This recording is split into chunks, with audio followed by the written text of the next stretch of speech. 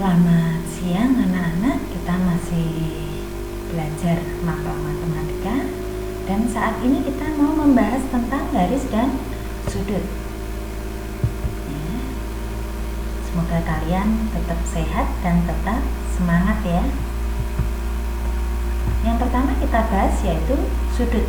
Pengertian sudut adalah suatu daerah yang dibentuk oleh dua buah sinar garis yang titik pangkalnya berimpit atau bersekutu.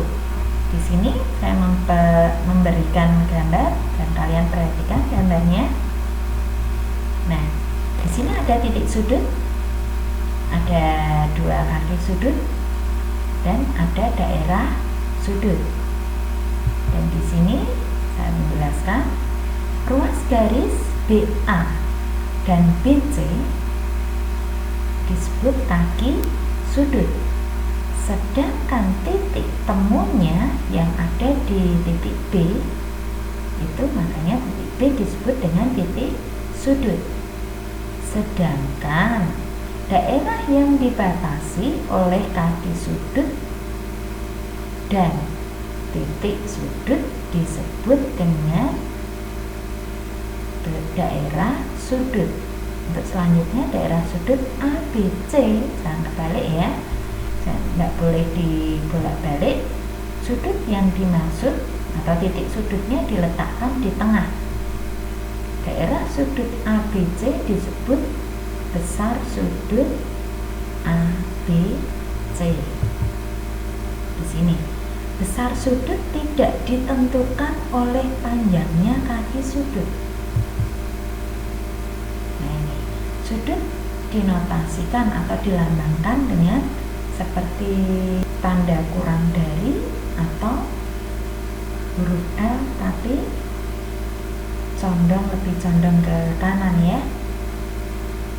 Itu kita membacanya sudut ABC atau bisa juga sudut CBA. Kalau tidak ada sudut yang lain, B yang lain, kita boleh menyebutnya hanya sudut B saja, ya. Nah, terus kemudian di sini saya memberikan gambaran ada berapa sudut pada gambar di bawah ini. Saya memberikan gambar seperti ini. Kita akan menjawabnya bersama. Nah, yang depannya A. Yang depannya A. Di sini AOB, ada AOC, ada AOD, ada AOE, dan yang terakhir sudut AOF ya. Terus kemudian yang depannya B, sudut BOC, sudut BOD, sudut BOE, dan sudut BOF. Terus kemudian yang depannya C, sudut COD, sudut COE, dan yang terakhir sudut COF. Terus masih ada lagi yang depannya D.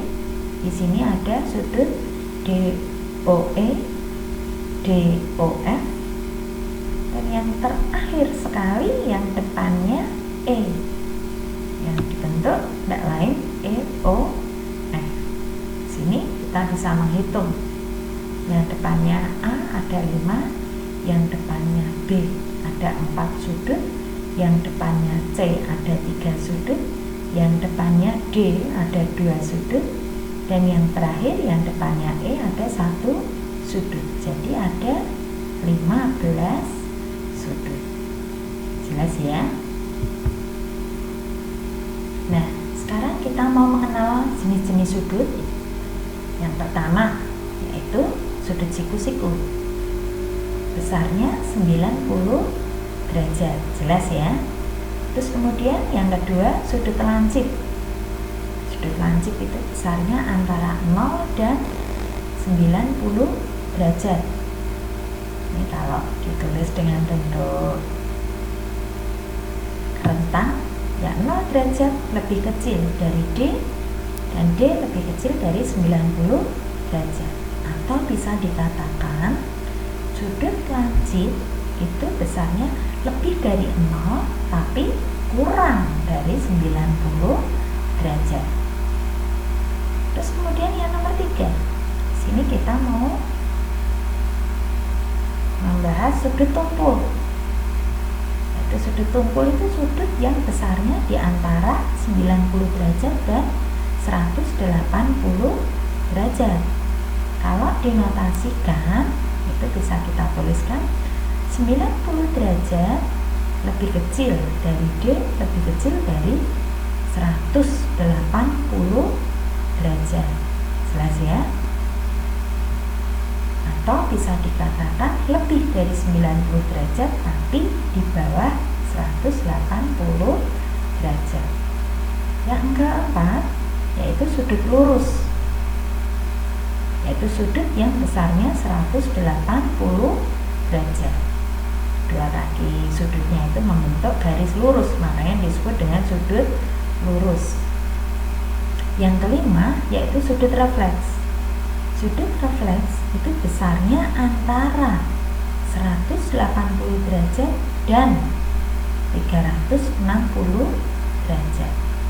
Atau kalau dinotasikan ya 180 derajat kurang dari D dan D kurang dari 360 derajat, atau lebih dari 180 tapi kurang dari 360 derajat. Itu tidak lain sudut refleks. Kalau digambarkan seperti ini, sudut siku-siku karena besarnya 90 derajat pasti membentuk siku ya, seperti gambar nomor 1. Sudut lancip, ini contohnya, ini kurang dari 90 derajat. Sudut tumpul pada gambar nomor 3, sudut D seperti itu, ini lebih dari 90 derajat tapi kurang dari 180. Yang keempat sudut lurus, yaitu 180 derajat seperti itu. Kemudian ada yang kelima, sudut refleks. Gambarnya seperti apa? Gambarnya tidak lain ya, kalau kita sudah punya sudut lancip dan sudut tumpul di sini, ini sudut refleksnya itu di belakangnya. Sudut yang besarnya di belakang sudut lancip dan di belakang sudut tumpul. Itu sudut refleksi. Pasti itu besarnya lebih dari 180 tapi kurang dari 360. Jelas ya jenis-jenis sudut. Terus kemudian mengenal satuan sudut. Ukuran sudut dalam derajat. 1 derajat adalah besar sudut yang diputar oleh jari-jari lingkaran sejauh 1/360 putaran. Karena satu putaran penuh itu 360 derajat. Berarti 1 derajat sama dengan 1/360 putaran. Jelas ya? Ukuran sudut yang lebih kecil dari derajat yaitu menit dan detik. Kalau dilambangkan, menit dilambangkan dengan aksen 1 detik itu, dan detik dilambangkan dengan double aksen atau 2 detik itu ya. Hubungan derajat, menit, detik dapat dinyatakan sebagai berikut. 1 derajat itu 60 menit. Atau bisa dituliskan, dilambangkan 1 derajat sama dengan 60 aksen, tapi kita bacanya tetap menit. 1 menit sama dengan, kalau kebalikan ini ya, 1 menit sama dengan 1/60 derajat, atau 1 aksen. 1 menit sama dengan 1/60 derajat. Kemudian kita tahu 1 menit dalam jam ya, 1 menit sama dengan 60 detik, atau kalau dituliskan pakai lambang ya, 1 aksen sama dengan 60 double aksen, atau kita membacanya tetap 1 menit sama dengan 60 detik. Dan yang terakhir, 1 detik sama dengan 1/60 menit. Ini kalau dibalik ya. Atau 1 detik kalau pakai lambang, 1 double aksen sama dengan 1/60 aksen. Jelas ya? Nah ini. Bagaimana dengan ukuran sudut dalam radian? Kita mengenal 1 radian itu sama dengan besar sudut pusat lingkaran yang dibatasi oleh busur lingkaran yang panjangnya sama dengan jari-jari. Saya ulangi lagi, 1 radian besarnya itu sama dengan besar sudut pusat lingkaran yang dibatasi oleh busur lingkaran. Busur lingkaran berarti garis lengkung lingkaran pada keliling lingkaran itu ya, yang panjangnya sama dengan jari-jari lingkaran. Nah, di sini dirumuskan 1 derajat sama dengan pi/180 radian. Berarti 1 radian sama dengan 180 derajat per pi. Padahal kita tahu nilai pi itu 3, kalau kalian biasa mengenal pi sama dengan 3,14, tapi sebetulnya itu belakangnya masih ada bilangan lain 3,14159. Maka hubungannya dapat juga dinyatakan 1 derajat sama dengan pi per 180 radian sama dengan 3,14159 per 180 sama dengan 0,017453. Atau 1 radian sama dengan 180 derajat per pi, atau 180 derajat per 3,14159 sama dengan 57,296 derajat. Bisa dikatakan 1 radian sama dengan 57,296 derajat. Jelas ya? Ini tentang radian, tapi kita jarang menggunakannya. Nyatakan dalam menit, detik, atau bentuk yang lebih sederhana. Ini 6 derajat kita nyatakan dalam menit. Ya, 6 kali 60 menit, 360. Ini mudah ya. 80 detik. 80 detik ini kalau kita jadikan, kita sederhanakan seperti apa? 80 detik ini 60 detik ditambah 20 detik. Oh, berarti 1 menit lebih 20 detik. Jelas ya? Terus di sini saya mengambil lagi sampaian C, 65 derajat 75 menit 70 detik. Kita tahu padahal kalau 60 detik itu kan 1 menit. Makanya untuk penjelasan berikutnya ini ada 65 derajat 76-nya diambil dari 60 detik. Makanya menitnya bertambah 1, bukan 75 tapi 76. Terus kemudian yang detiknya tinggal 10 karena yang 60 detik menjadi 1 menit. Kemudian di situ kita olah lagi yang 76 menit itu kan 60 menit ditambah 16 menit. Yang 60 menit menjadi 1 derajat. Berarti yang 65 derajat menjadi 66 derajat. 16 detik sisanya dan 10 maaf 16 menit 10 detik. Jelas ya? Ini bisa kalian kerjakan sendiri dan gunakan bentuk seperempat dari 80 derajat 4 menit dan seterusnya. Bisa kalian coba sendiri. Pengurangan meningkatkan sudut. Hitunglah dalam bentuk ukuran derajat. Ini bisa kalian menjumlahkan atau mengurangkan. Yang A 135 derajat 36 menit ditambah 26 derajat 15 menit.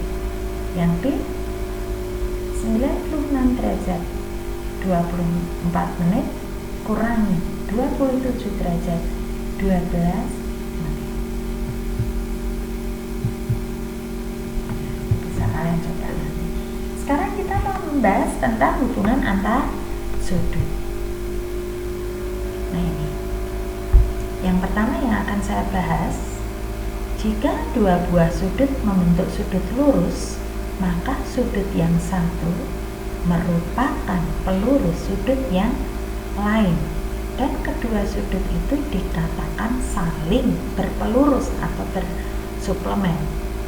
Dengan kata lain, jika dua sudut membentuk garis lurus, berarti mereka saling berpelurus. Digambarkan seperti ini. Nih ya, sudut AOC dan sudut BOC. Kalian perhatikan, kalau di sini dilambangkan dengan sudut A dan sudut B kecil ya, A derajat dan B derajat.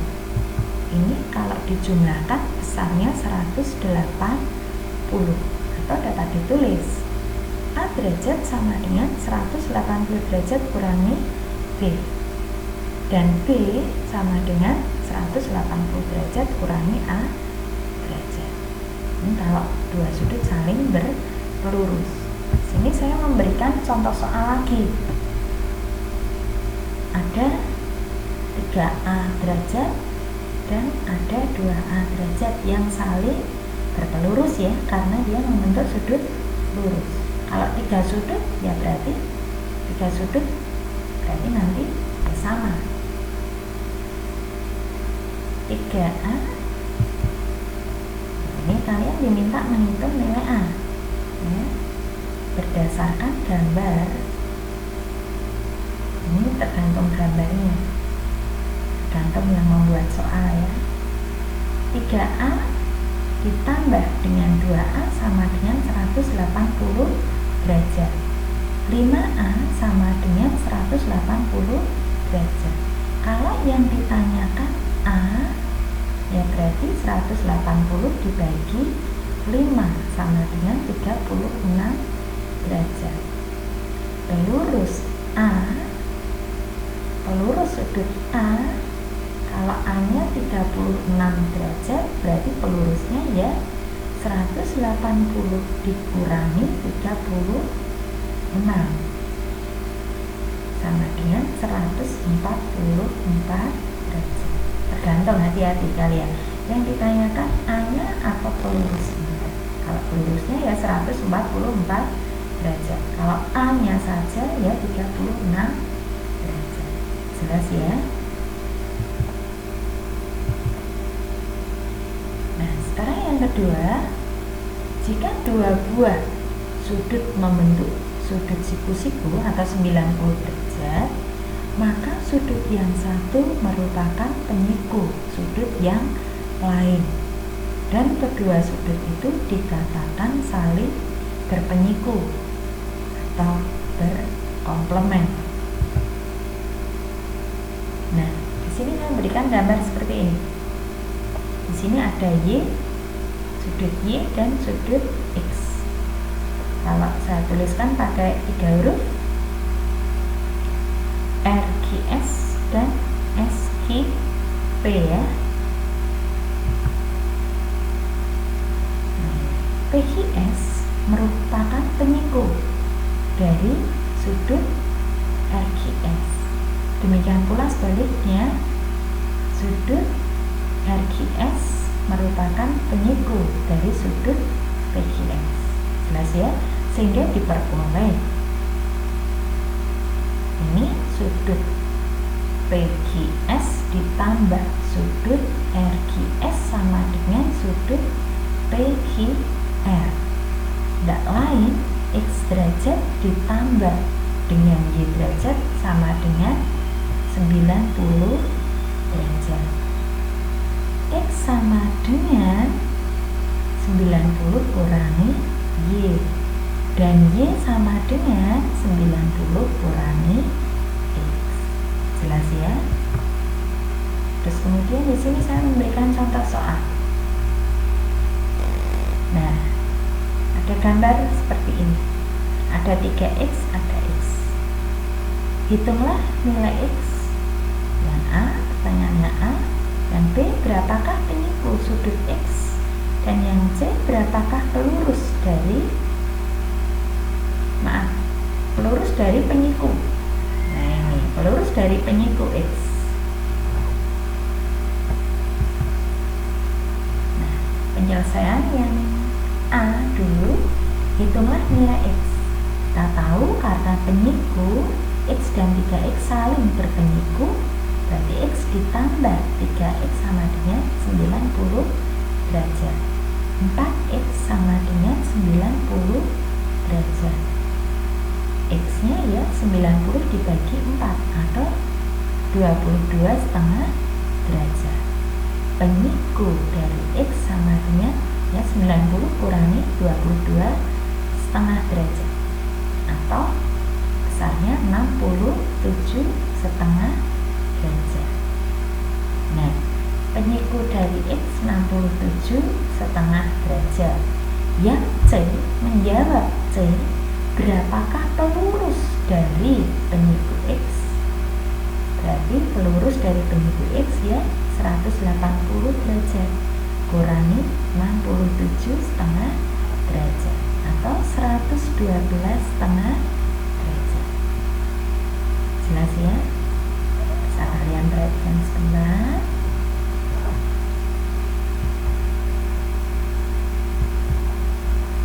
Nah, yang ketiga yaitu sudut bertolak belakang.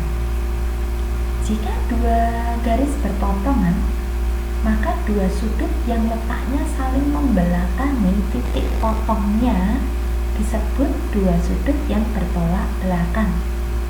Dua sudut yang saling bertolak belakang itu besarnya sama atau sama besar. Ini kalau saya gambarkan seperti ini. Ya. Tanda yang sama menunjukkan sudut-sudut yang saling bertolak belakang. Sudut LOM dan sudut KOM itu dua garis lengkung ya. Saya menggambarnya dua garis lengkung dengan dua garis lengkung. Itu saling bertolak belakang. Sudut LOK atau KOL sama dengan sudut NON atau NOM. Nah, ini kalau saya tuliskan seperti ini. Sudut KOL sama tambah sudut LOM, ini 180 derajat ya. Ini saling berpelurus. Atau sudut KOL ya berarti 180 kurangi sudut NOM. Sudut NOM tambah sudut MOL sama dengan 180 derajat. Dia juga saling berpelurus. Berarti sudut NOM sama dengan 180 derajat kurangi sudut MOL.